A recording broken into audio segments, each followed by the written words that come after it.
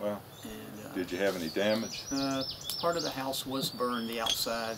Our radon detector was totally destroyed, and there was a little burn damage, but no interior damage, and we were very lucky. Well, hey guys, I'm a forester here. We're at the country estate of author Richard Owen. This is in western North Carolina. Richard's written a couple of books. One is Generals at Rest, and you've seen this book in a prior video if you watch my channel. The other one is Gangsters and Outlaws of the 1930s. And I thought it'd make an interesting video just to talk to Richard a little bit about these books. Gangsters and Generals, that's a very charismatic group. Do they have something in common that attracted you to them? A lot of similarities. Like you said, there were a lot of colorful figures. They were both involved in violent activity. A lot of them were killed in the process. I think one of my favorite similarities between the two, they were both fighting against the authorities. They were the Civil War. The Confederate generals were fighting against the U.S. government, and the outlaws were fighting against the police. And eventually they both ended up on the losing side because well, everybody knows the South lost the war, and the outlaws were either all killed or captured. And it's almost an underdog, rooting for the underdog. You know these guys are going to lose in the end. You kind of pull for them, even though as a Southerner I thought the Confederate generals were right, and nobody can say the outlaws were right. They were bad guys, but they were charismatic and famous, and they weren't all totally bad. Is one similarity that it was a males only club? Except for Bonnie Parker and Ma Barker, all the famous gangsters were male. And of course there were no female Confederate generals. Yeah. Well, now you cover 425 Confederate generals. Which one was your favorite? My all-time favorite Confederate general was Patrick Cleburne. He was born in Ireland. He was pretty much universally regarded as the best fighting general in the Western theater. His nickname was the Stonewall Jackson of the West. His troops had their own flag. It was a blue flag with a half moon, a silver half moon, and there was always the saying that whenever you saw that flag, that was where the heaviest fighting was. The guy never really made a bad mistake in the whole war. He was killed at the Battle of Franklin late in the war, leading his troops. Actually, it was slightly controversial. Late in the war, he realized that the South was running out of men. He proposed a plan that we arm our slaves, let them fight for the South, and then after we won the war, we would free the slaves that fought. That was such a controversial proposal that they never told the people about it. They did not want the people in the South to know that they were going to free the slaves after they fought for us. And they just shut up the proposal, and nobody knew about it until years after the war. And he caused a lot of problems. He made a lot of enemies, and he was not promoted after that. A lot of people thought he should have been a lieutenant general, and when the promotion times came up, they remembered his idea, and they kind of shut him out. But he continued to fight just as good, and he's an authentic Confederate hero. Well, now you cover, this book is about the grave sites. It's Generals at Rest. Did you go to all 425 grave sites? My dad and I, we teamed up for this book.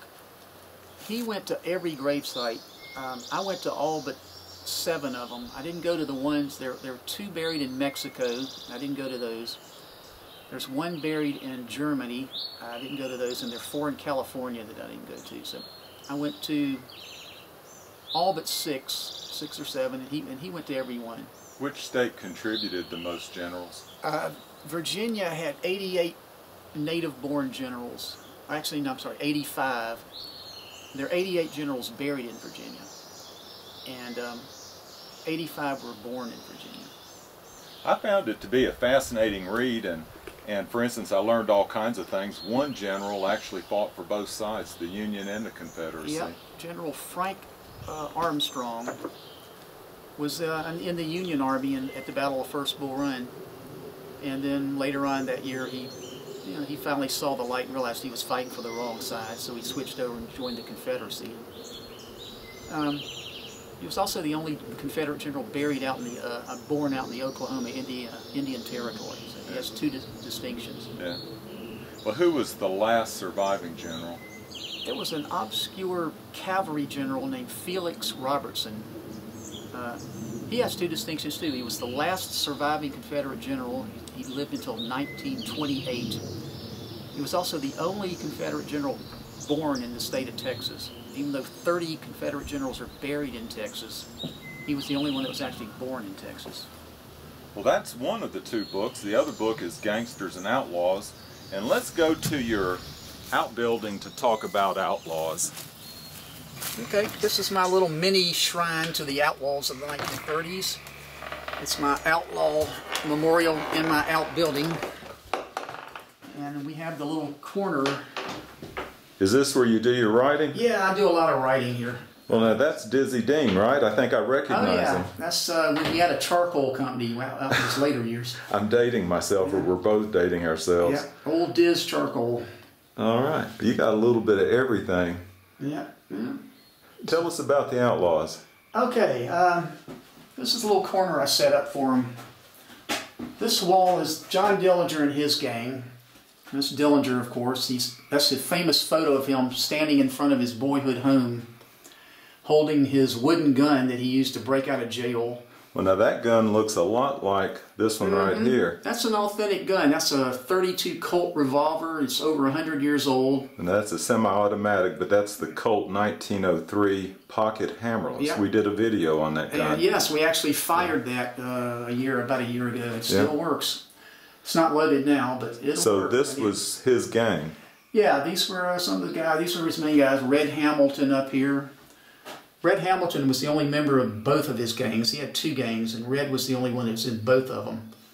Then Harry Pierpont, he was kind of the co-leader of the first gang. He was kind of a semi-criminal mastermind. That's Homer Van Meter. That was Dillinger's best friend towards the last few months of his life. Okay, let's move over here. Okay. Now I've heard everybody knows Babyface Nelson. Yeah, that's the famous Babyface Nelson. His real name was Lester Gillis. But Babyface was actually part of Dillinger's gang. Yeah, he was part of the second gang. They were co-leaders of the second gang, but nobody liked this guy. He didn't get along with anybody. And that's two other members of the first gang, Charlie Mackley and Russell Clark. All of these people were killed by the police in 1934, except for Russell Clark. He wasn't executed or shot. He got life imprisonment. So he lived 1968. He lived like 30-something years after the gang was killed. Okay, is this another gang over here? Yeah, these are a few miscellaneous gangs. Let's start with the center one right there. Okay, Ma Barker and the Barker gang. It's usually called the Barker-Karpus gang because Alvin Karpus was the co-leader. And her sons up there, Doc Barker, and then Fred Barker in the lower left, and then one of their main members, Larry Duvall, is in the bottom right. Okay. He was a hardcore guy. And there's Pretty Boy again. Floyd, he was one of the superstars. Oh, that's different from Babyface Nelson. Yeah, okay. You got Pretty Boy Floyd and Babyface Nelson. Neither one looked particularly attractive to me. Yeah, and they both hated their nicknames too. I was in Oklahoma once when I was doing some research for the book, and I asked somebody if this was the bank that Pretty Boy Floyd robbed, and he looked at me kind of sternly and said, "We prefer to call him Charles Arthur Floyd. They don't like the name Pretty Boy out there." Yeah. Okay. And that's the infamous Bonnie and Clyde Barrow, Bonnie Parker. They were both gunned down by the police a few months before Dillinger was killed in 1934. All right. Coming over here. And these are the lesser known, but they were still big timers. Vern Miller and Frank Nash. They robbed a lot of banks. Ironically, Frank Nash was killed in an ambush in Kansas City, and they think Vern Miller was the one of the people that killed him, but they were trying to free him, and they killed Frank Nash by mistake. So I decided to put their pictures together. A few months after the shooting, after Nash was killed, the mafia called up with Vern Miller and executed him because they didn't want him to spill the beans on a lot of stuff that he knew. Interesting. And there's this three other guys. We've got Machine Gun Kelly on the bottom right. He's kind of a famous outlaw. Then Wilbur Underhill is next to him. He was nicknamed the Tri-State Terror. He killed a lot of police, robbed a lot of banks. And the guy right at the top, he doesn't look like he looks more like a bank clerk or a file clerk or something. He's Harvey Bailey. Now, pretty much totally unknown, but back in the late 20s and early 30s, he was basically the #1 bank robber in the country. And he was caught, thrown in jail, served 30-something years. He came out of jail, became a respectable citizen in Joplin, Missouri, became a cabinet maker. He joined the Masons, and he lived to be 91 years old and died a nice peaceful death. And in a way, he's kind of my favorite because he just was a unique character. And he really never killed anybody. Like most of these people, they were bad guys. They killed people. They killed cops. They killed other people. And I don't think Harvey Bailey ever killed anybody. Yeah. Well, you're full of stories. Yeah. How long have you studied this? Oh, for half my life, I guess. My dad and I finally decided to do a book on it, and we drove all over the country from North Dakota down to Florida, and then from West Texas up to West Virginia. We went all over the place. I was going to point out my little replica Tommy gun here. Yeah. Yeah, it's made out of wood. I bought it at a little thrift store, and I kind of enjoy it. I like to let it push and let it swing in the air. Yeah, some people watching this video probably have authentic ones. Yeah, I wish I had one. They cost a fortune. The ones from the 1930s are, thousands of dollars to get one of those.